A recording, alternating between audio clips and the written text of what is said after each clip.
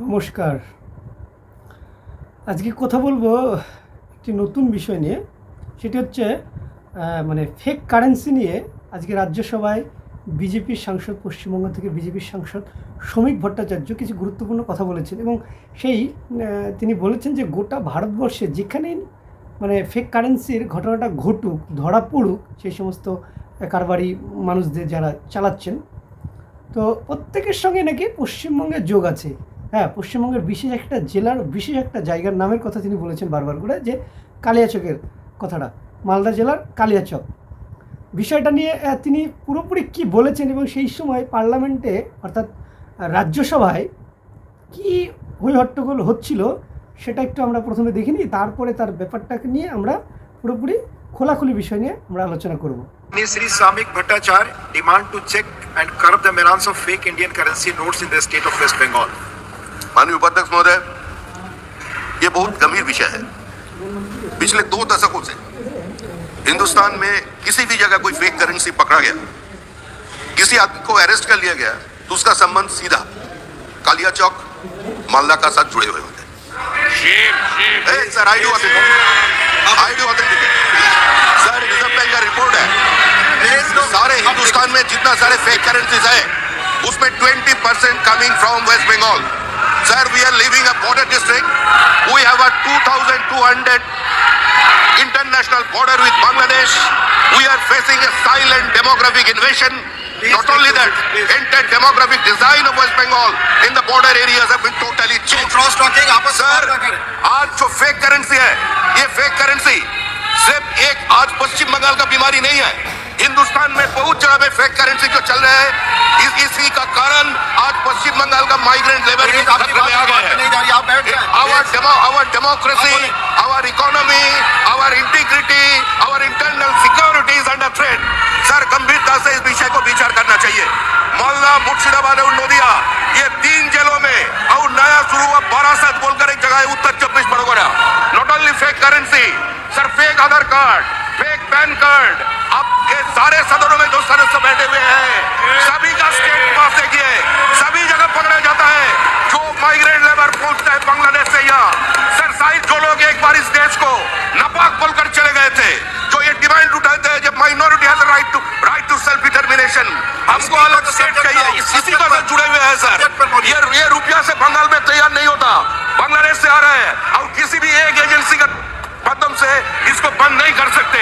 अगर NIA, border security force, West Bengal police एक साथ काम करे, उसका साथ साथ सभी राजनीतिक दल सहमत हो और उसमें जनता का भीतर जागरूकता पैदा करे, तभी हम इसको रोक सकते हैं। और ये सीरियस थ्रेट है सर।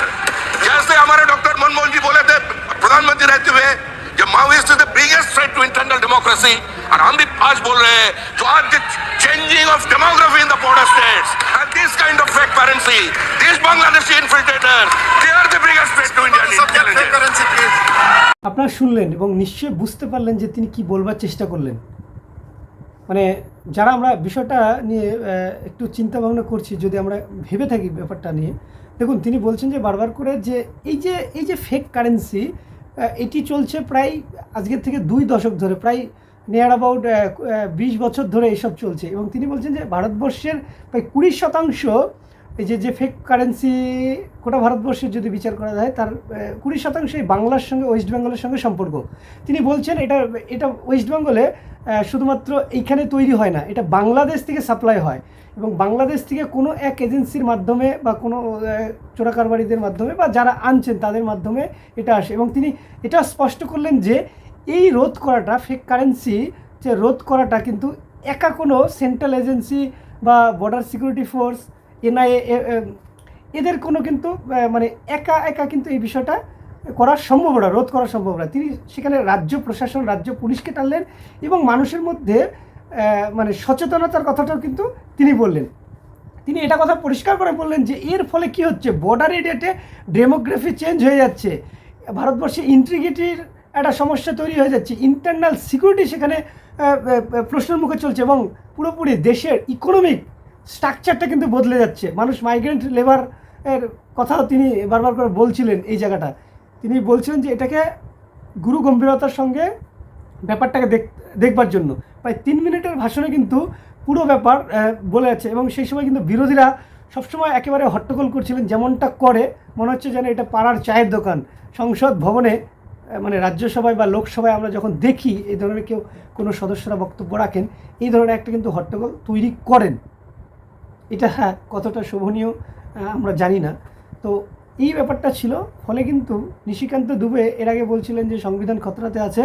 তিনি কিন্তু বলছিলেন যে এই যে বর্ডার এরিয়া মূলত মালদা, মুর্শিদাবাদ এবং নদিয়া, এখন তিনি বলছেন যে নতুন একটা এপিসেন্টার তৈরি হচ্ছে বারাসাত। এবং তিনি এও বলছেন যে তিনি বর্ডার জেলাতে থাকেন, ফলে তিনি এটার উপলব্ধি ভালো করে করতে পারছেন। এখন দেখার যে এইটা তিনি রাখলেন, আগামীতে কী ধরনের সরকার, ভারত সরকার এটা নিয়ে ব্যবস্থা নেয়, সেটাই কিন্তু এখন দেখার রয়েছে। তো আজ এইটুকুই ছিল। দেখা হচ্ছে খুব শিগগিরই পরের কোনো ভিডিওতে। ততক্ষণে ভালো থাকুন, সুস্থ থাকুন। সকলকে ধন্যবাদ, নমস্কার।